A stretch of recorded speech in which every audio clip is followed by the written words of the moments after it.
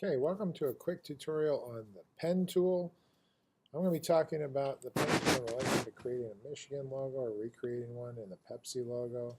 But I'm going to start pretty basic first. The pen tool is on my toolbar. It's about the fourth tool down. It's not the add anchor, it's not delete anchor or anchor point. So if you see those, you click and hold and you get to the pen tool. Pen tool is not a click and drag. Let's just take the paintbrush for a second. With the paintbrush, I'm always trying to draw lines. So I start, I click, I hold, I'm drawing these lines as I go.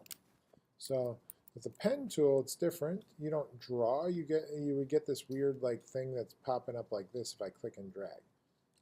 I'm going to hit undo. We're actually just going to click and move our mouse. So we release our mouse after we click. We move our mouse to another point, click and release, and move. So then at the end of this, you get a pen circle on the pen tool if you come up to your original shape. That's because you're about to close the shape. So we're going to get that. We're going to close that shape, and most of you know about the black arrow as an adjustment to making things larger or to rotate things, and the white arrow to actually move individual anchor points. So you click on an anchor point, that's like what we created with the pen tool, and we can move that. So we can create a right triangle, we can create an acute triangle or an obtuse triangle. See, I know geometry. But we're going to do something different. We're going to use these to actually make curves. So up here is called the control bar. If you can't see it, you go to Window and then make sure Control is checked.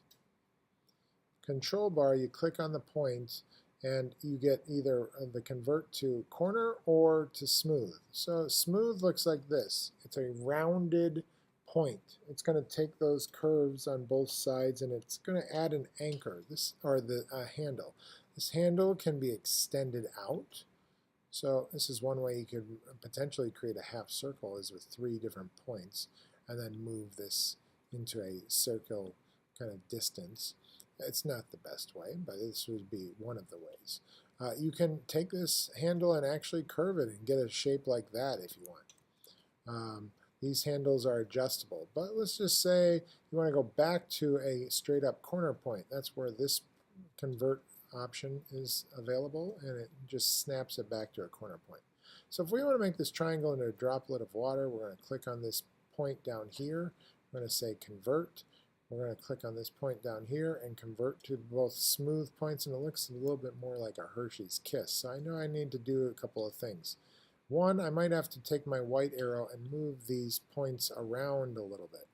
So I click, I move the point. If for some reason it's moving the whole drop of water, you click off of it, then you click back onto the point, and then move that point, and that should work. But I actually need this to be more rounded. So this is where extending handles comes into play. I'm going to extend this handle down. I'm going to extend this handle down. And then I need less of a sharp roll there, so I got to figure out how to extend this out like this and kind of move and play around with until I get a better representation of something that resembles a drop of water, which is showing a little bit more gravity at work. So we get something a little bit better. Of course, we can just fine-tune this forever, so we're not going to. We'll take this and we'll shrink this up. So with the Pepsi logo, what I did was I created a circle first. And then I used this tool that's underneath the eraser tool normally, within its kind of hidden menu. So the eraser tool is pretty popular in Photoshop. I'm not a big fan of it in Illustrator. Scissors is a really cool tool to cut things in straight lines. So we're going to click on the anchor point once. We're going to click on the anchor point over here once, and it doesn't look like it did anything. You go back to the black arrow, you'll notice that you've got 2 halves. In fact, you can change these colors, so let's make that one red. So there's the start of our Pepsi logo. Is now we have 2 halves to the circle, and now we've controlled that. but it's got this really interesting shape that looks like someone's erased through it. It may have been, that may have been how they did that. I like to create the shape myself and control it. So we're going to take the pen tool and we're going to try and recreate that shape. So the first thing is I'm going to try and click, and then instead of just click and move, click and move, click and move, I'm going to click and then I'm going to start to drag on this second point. So I'm going to click and actually drag. You see how it creates those handles right away? So I can start to manipulate a curve. Now this is where it gets really complex. So sometimes people just do it the regular old way that we created the droplet of water instead, and just click, move, and then convert the points. We're going to try it a little bit more complex. We're going to click and drag a little bit more right here. Then we're going to click down here. Now I'm going to do the exact opposite, or the same thing on the opposite side. So I'm going to just make a point over here. Then because this point's right here, I'm going to make my point right here and do it. Click and drag. Actually, I need to drag this way this time for the curve. And points over here, so I'm going to click down here, do the same thing, drag out this way towards the left. And last one, I'm going to come back up right above that point and then close my shape. Because if I don't close my shape, I've got problems with the finishing touch. So I'm going to close my shape. Now I'm going to make that all white. And this could take a lot of practice. I realize I've done this for a long time. So I've got a basic curve system right here. Let's just say I want to fine tune it. I go to the white arrow and say, you know what, this actually should drop down a little bit more. This should drop up. So I got to figure out a way to extend and accentuate some of these points. So maybe I start to move those up and down a little bit. I also can then start to manipulate handles again. I want to make it smoother, or I want to make this more rounded at the end. So I got to figure out how to make that work, and it's getting there. So trying to figure out, you know, is this the right placement? Maybe that's there, and just fine-tuning it to get to something I like. I don't like it up here, but we're going to move on for now. Okay, there's a Pepsi logo, and if I select everything with the black arrow, and then I just kind of hold shift and move it, I'm shrinking things up. Last one's the Michigan logo. So the Michigan logo is all about straight lines. So this is where the pen tool would come into play for me in a click and then move my mouse instead of a click and drag. I'm just going to click, move my mouse down, click, move my mouse over, click, move my mouse down. And the smart guides are so brilliant right now as I'm trying to work this out. So I'm just trying to get a little, I have this logo memorized in terms of look, so I'm just going to try and continue to move my mouse and do my click and drag motion here as I work through this. Not click and drag, I'm sorry, click and move. So I'm going to speed up the process for a second just to not have a perfect logo.